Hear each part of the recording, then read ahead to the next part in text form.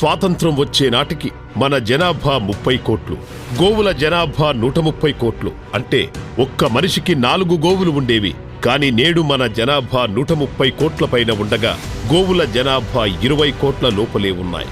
కబేళాల ద్వారా ఇప్పటి వరకు 80 కోట్ల గోవులను చంపి యథేచ్ఛగా ఎగుమతి చేసి రోగాలను దిగుమతి చేసుకున్నాం. మనకు ఊపిరి పోసేది గోవే అని చెబితే ఆక్సిజన్ ఇవ్వడానికి చెట్లున్నాయి కదా అని ఆవులను చంపేస్తారు. ఆక్సిజన్ కి సిలిండర్లు వచ్చాయని ఇప్పుడు చెట్లను నరికేశారు. చివరకు ఆక్సిజన్ చేత్తో పట్టుకొని బిక్కుబిక్కుమంటూ చోద్యం చూస్తున్నాం. ఎన్నో సూచనలు వచ్చినా, ఎన్నో ప్రళయాలు వచ్చినా తెలుసుకోలేకపోతున్నారు.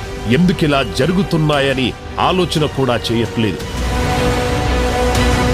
కాని కాలంలో వర్షాలతో ముంచేస్తోన్న దానికి కారణం కనుక్కోలేకపోతున్నారు. కరోనాతో ప్రపంచం మొత్తం అతలాకుతలమవుతున్నా, అతివృష్టి అనావృష్టితో పిట్టల్లా రాలిపోతున్నా, క్షణంలో ఆవిరవుతోన్న బతుకులు కంటి ముందే అయినవాళ్లు విగత జీవులై ఊపిరి వదిలేస్తున్నారు. ఏ ఇల్లు చూసినా ఇలాంటి గుండెలు పిండేస్తున్న దృశ్యాలే. సర్వనాశనమైపోతా సార్. ఇంకా మనిషి అనేవాడే ఉండడు సార్. వచ్చింది సార్ పోయే కాలం. పాపం బాగా పండిపోయింది.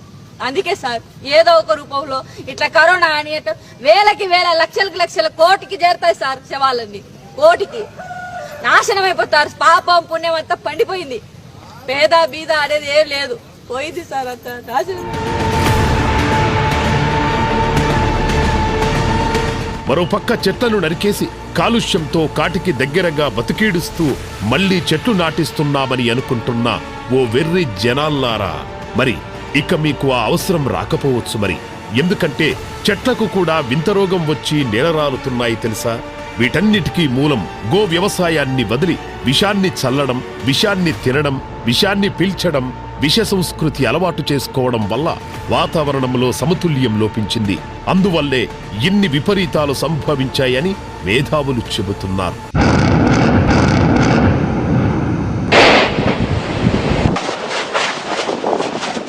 వాతావరణాన్ని సమతుల్యంగా నడిపించాలంటే గోవు వల్లనే సాధ్యమని తెలుసుకోండి. గోపంచ ద్రవ్యాలతో మన ఆరోగ్యాన్ని, మన చుట్టూ ఉన్న పరిసరాలను, ప్రకృతిని కాపాడుకోవచ్చు. గోవే మన రక్షణ వలయమని ఇప్పటికైనా తెలుసుకోండి. చెట్లు బతకాలన్నా, అంతరిస్తున్న అడవులు పునరంకితమవ్వాలన్నా, ప్రకృతి శాంతించాలన్నా గోవు బతకాలి.